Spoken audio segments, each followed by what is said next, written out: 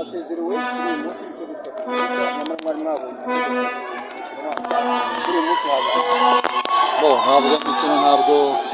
ntabwo isa kubera ko n'imyiteguro ubona asa nkaho yari itandukanye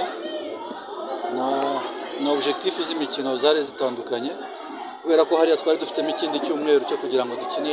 indi match hano dusigaranye iminsi 3 kandi uko muri shampiyona turi ahantu hatari heza bisabaga ko tubasha kujera match uyu munsi kandi dutekereza na match yo ku cyumweru gusa navuga ko na match kuntu twatangiye turusha Kiyovu turusha ama occasion niyo ushije occasion nk'izi rero Kiyovu yabonye igitego nka kado navuga twayihaye ubona kugira ngo tubone ko dutsinda Kiyovu ibitego bingahe bibiri byari bigoye twahisemo rero mu gice cya kabiri gukuramo abakinnyi kugira ngo batazananirwa kandi twitegura match ya Bugesera urumva niyo mpamvu rero Kiyovu yahise profita nayo idutsinda ibitego bingana gutyo. Kocha niba mwumva neza gusezerwa mu gikombe cy'amahoro mwe ntabwo mufata nka esheke wenda n'esheke ko twifuza kuba twagiye imbere ariko twari tuzi ikipe tugiye gukina kandi twari tuzi aho turi muri shampiyona byadusabaga rero kugerageza kubarasinga ibyo bintu byose ariko nanone kuza gukina match nk'iyi ya Kiyovu uvuye Rwamagana uwo munsi ukaza uri bukine saa 7 n'igice byibuze ari saa 9 n'igice birumvikana ushobora kubona umwanya wo kurekipera ariko kuva Rwamagana ukaza gukina Muhanga saa 6 ntabwo ari ikintu cyoroshye noneho twagize n'ibibazo duhura abarimo accident mu nzira hazamo traffic uburyo twatinze cyane twageze ahangaha nk'isaa 5 n'ibindi byari bigoye ariko twagerageje gukina mu gice cya mbere turitanga kugira ngo dushakishe ama occasion turayabona ariko muri iyi minsi match ya Kiyovu match ya Rayon turasoma occasion menshi cyane imbere y'izamu nibaza ko no kugerageza gukora imyitozo myinshi imbere y'izamu kubera ko ibindi byo ndabona birimo biragenda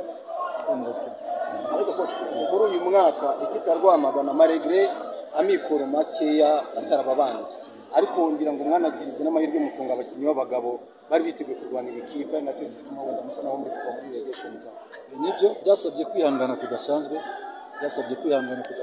kubyo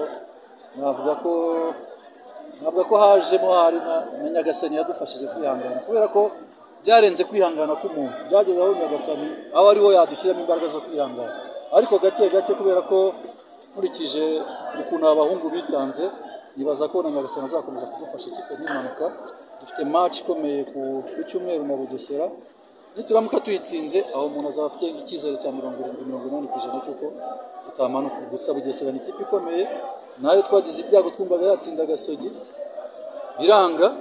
urumva rero bizaba guhatana kubera ko nituyitsinda nayo tuzayegera ku manota urumva rero ni match izaba ikomeye idukomereye no kuri Bugesera niyo mpamvu tutabashije no gushyira imbaraga nyinshi cyane mu gice cya kabiri hano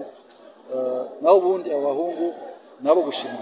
gushimirwa ntako batagize ibibazo byarakemutse ubuyobozi muri kumwe ku buryo nta mpungenge zo gutegura Bugesera